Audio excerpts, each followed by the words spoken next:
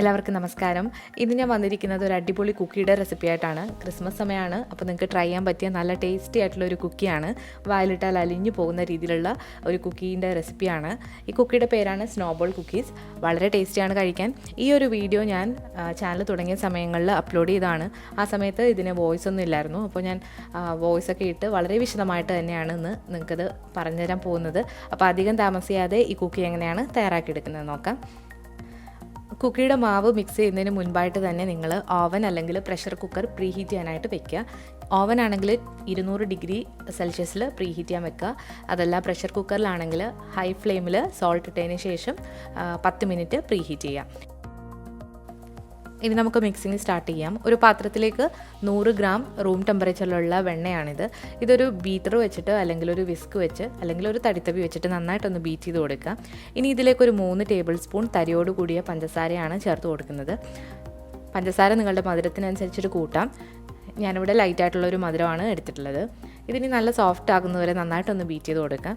പഞ്ചസാര വേണമെങ്കിൽ നിങ്ങൾക്ക് പൊടിച്ചിട്ടും എടുക്കാവുന്നതാണ്. ഇതിപ്പോൾ നല്ല സോഫ്റ്റായിട്ട് വന്നിട്ടുണ്ട്.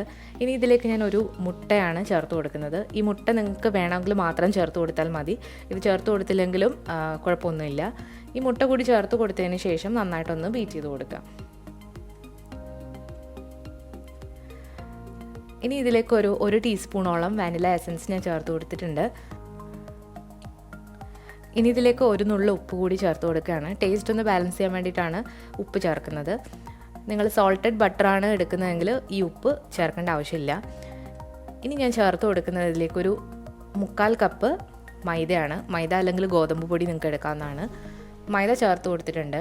ഇനി ഇതിലേക്ക് അത്ര തന്നെ ബദാം പൊടിച്ചതാണ്. ബദാം പൊടിക്കുന്ന രീതി ഇതിനു മുൻപ് ഞാൻ മാക്കറൂൺസ് ചെയ്തപ്പോൾ അതിൽ കാണിച്ചിട്ടുണ്ട്. അപ്പോൾ ആ രീതിയിൽ പൊടിച്ചെടുക്കുക. ഇതിപ്പോൾ ഞാൻ തൊലിയോടുകൂടി പൊടിച്ചിട്ടുള്ളതാണ്. തൊലി ഇല്ലാതെ പൊടിക്കുന്ന രീതിയാണ് ഞാൻ അതിൽ കാണിച്ചിട്ടുള്ളത്. അപ്പോൾ അതിൻ്റെ ലിങ്ക് ഞാൻ ഡിസ്ക്രിപ്ഷൻ ബോക്സിൽ കൊടുക്കുന്നുണ്ട്. ഇതിന് നന്നായിട്ടൊന്ന് മിക്സ് ചെയ്തതിന് ശേഷം ഇനി നമുക്ക് കൈ വെച്ചിട്ടൊക്കെ കുഴയ്ക്കാം. ബീറ്റർ വെച്ചിട്ട് ജസ്റ്റ് ഒന്ന് മിക്സ് ചെയ്ത് കൊടുക്കുക.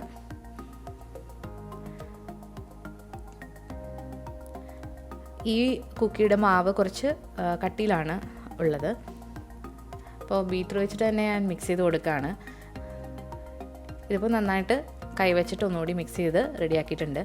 ഇനി നമുക്ക് ചെറിയ ചെറിയ ഉരുളകളാക്കിയിട്ട് ബേക്കിംഗ് ട്രേയിലോട്ട് നിരത്താം. അപ്പോൾ സ്നോബോൾ കുക്കീസ് എന്നാണ് പേര്. അപ്പോൾ നമ്മൾ ചെറിയ ചെറിയ ബോൾസ് ആക്കിയാണ് ഇവിടെ ഉരുട്ടിയെടുക്കുന്നത്.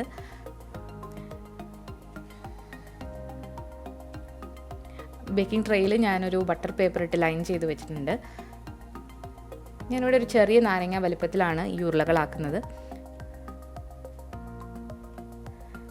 ഇതുപോലെ എല്ലാം ഇതുപോലെ ഉരുളകളാക്കി എടുക്കുക.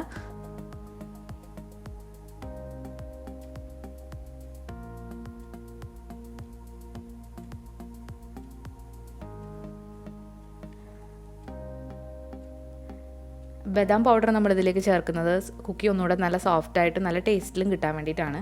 അതില്ലാന്നുണ്ടെങ്കിൽ നിങ്ങൾക്ക് കാഷ്യൂനട്ട് പൊടിച്ച് ചേർത്താലും മതി. അപ്പോൾ നമ്മളെല്ലാം ഉരുട്ടിയെടുത്തിട്ടുണ്ട്. ഇനി നമുക്കൊന്ന് ബേക്ക് ചെയ്തെടുക്കാം. ഞാനിവിടെ 200 ഡിഗ്രി സെൽഷ്യസിൽ ഒരു 15 മിനിറ്റാണ് ഈ കുക്കീസ് ബേക്ക് ചെയ്തെടുക്കുന്നത്. ഇതിപ്പോൾ 15 മിനിറ്റ് കഴിഞ്ഞിട്ടുണ്ട്. നമ്മളുടെ കുക്കീസ് എല്ലാം നല്ല ബേക്കായി വന്നിട്ടുണ്ട്. അപ്പോൾ നിങ്ങൾക്ക് കാണാം.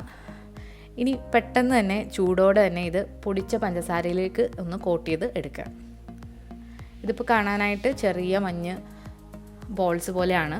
അതുകൊണ്ടാണ് ഇതിന് ഈ പേര് വന്നത്. അപ്പോൾ എല്ലാ കുക്കികളും ചൂടോടെ തന്നെ ഇതിലേക്ക് കോട്ട് ചെയ്തെടുക്കുക. ബദാം പൗഡർ ഇതിൽ ചേർക്കുന്നതുകൊണ്ടാണ് വളരെ വാലിട്ടാൽ അലിഞ്ഞു പോകുന്നൊരു ടേസ്റ്റിലുള്ളൊരു കുക്കിയാണ്. അപ്പോൾ ബദാം പൗഡർ ചേർക്കുകയാണെങ്കിൽ അത്രയും നല്ലത്. അപ്പോൾ ഈ ക്രിസ്മസിന് എന്തായാലും നിങ്ങൾക്ക് ട്രൈ ചെയ്യാൻ പറ്റിയ നല്ലൊരു കുക്കിയുടെ റെസിപ്പിയാണിത്. നിങ്ങൾ എന്തായാലും ട്രൈ ചെയ്ത് നോക്കിയിട്ട് നിങ്ങളുടെ ഫീഡ്ബാക്ക്സ് അറിയിക്കുക. പുതിയൊരു റെസിപ്പിയായിട്ട് വീണ്ടും വരുന്നതാണ്. താങ്ക്